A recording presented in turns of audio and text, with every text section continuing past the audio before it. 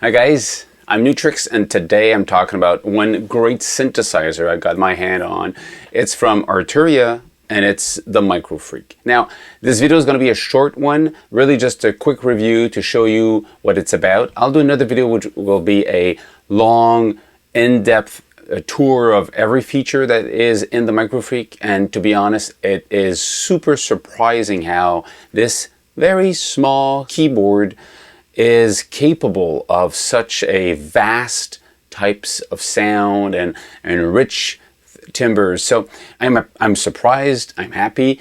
The first time I saw the Microfreak, I found it looked cool. I like these oddball looking, peculiar synthesizer, and hopefully they do different sounds. I'm not saying that I don't like the sounds of a synthesizer. Of course, I'm a synth guy, but at one point, there's so many synthesizers that offers you the traditional, 3 oscillators analog with 3 shapes going into 1 filter with an ADSR goes into 1 amplitude with ADSR and LFO or 2. And it's great because that's what you want to work with.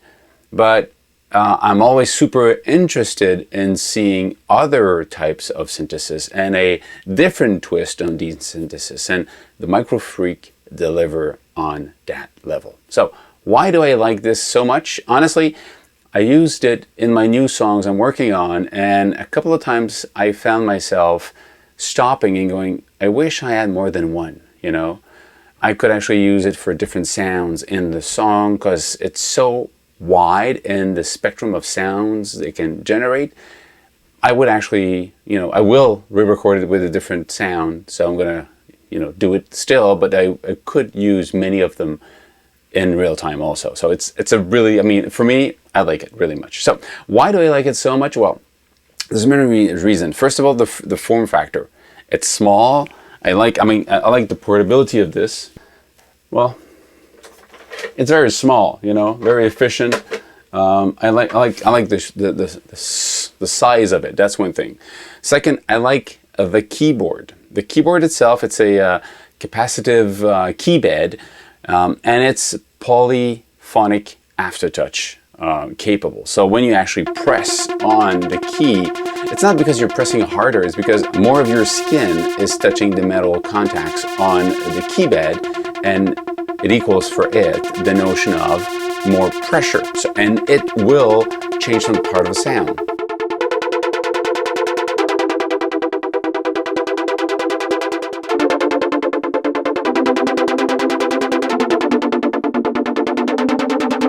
The other thing is that it sounds good.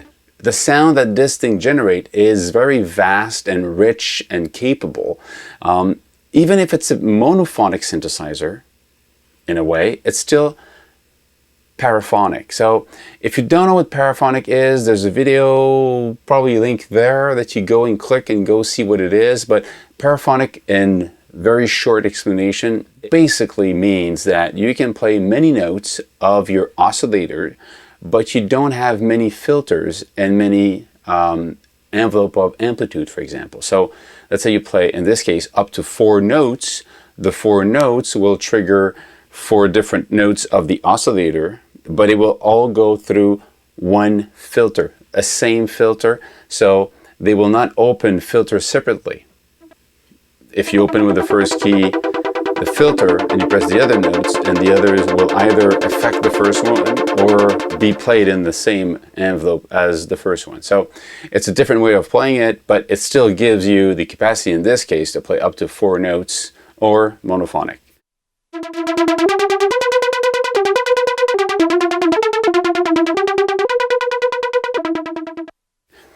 So that's one thing. But on top of that, you have 13 different model of oscillator synthesis, I would say. You can have wavetable, you can have virtual analog, of course, you get super saw, you get FM synthesis, you have formant, you have speech, you have model, there's 13 of them. And they're really, really cool, and it gives this machine the capacity of doing a lot of things. There's even words in it, 1, 2, 3, 4, and if you like the Kraftwerk type of vocoder robotic sound, you have it in there. You cannot put your own sound, but I know it's digital. Maybe if we all ask Arturia, they already have a second version, the 2.0 that came out, and this is not even it. I'm just talking about the version 1, you know, and I'm going to come back with the version 2 soon. I'm going to install it and play with it, but just the version 1 is amazingly powerful. On top of that, there is a very powerful matrix of modulation where you can assign, well, the envelope of the ADSR. There's only one ADSR that can trigger the analog amplifier or the analog filter, which is part of the why it sounds cool. There's an envelope, what they call the cycling envelope. So the envelope that actually, it's more like a beefed up LFO if you want, because it's cycling. So the shape can be like a weird shaped LFO, and you can use the LFO to send where you want. Actually, there's more sources than that. You can actually press, there's 3 custom destination. You can actually say, I'm going to take this, I'm going to assign it to whatever you want on the panel. So you press and you assign, and it's there, it's assigned. So it is really powerful for this. So this little thing has massive power of modulation. Even you could kind of loop modulation away, you know, kind of an LFO assigned to the envelope and the envelope sent to the LFO, and you have this kind of weird kind of feedback modulation. So it is surprisingly powerful for this form, you know, this little blocks. Analog filter, well, you know, it sounds good because of that. It's cool. You've got CV gates outputs. Of course, you got media in, media out, and there's a USB power. You can actually run off a battery, the iPhone or Android battery, using USB. So you can actually use that if you want to use it on the run. So pretty cool in that. There's the arpeggiator. There's, of course, up, down, random. But there's a little section of what they call spice and dice. And that section is more about changing the length and adding more randomness, if you want, to your arpeggiator. So your arpeggiator becomes more complex in a way and less always the same thing. So it creates more changes, more randomness, if you want, into your arpeggiator. You also have a sequencer that has 64 steps and 2 patterns per preset. And on top of that, each of these sequences can have up to 4 different modulation track if you want. So you can automate 4 different parameter of your synth on top of playing the key. So really, really powerful. Honestly, like I said earlier, today I wish I had more than one.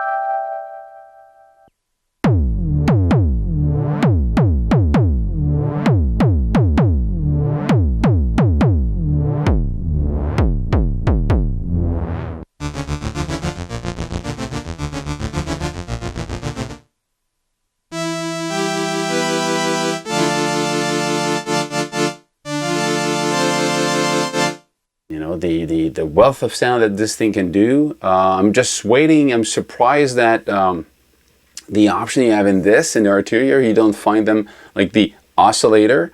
I'm curious where we're going to find it soon, outside of the Microfreak. So really happy with this thing. I'm going to come back with another video just on how deep we go into all the features and knobs and just explain everything. In-depth guided tour of the Microfreak, and so stay tuned for that. And I'm going to test out the version 2.0, and there's new control, new features, new options in the 2.0 coming soon. That's it. If you like what I'm doing, thumb up, click on the notification bell to be informed when I'm going to create a new video.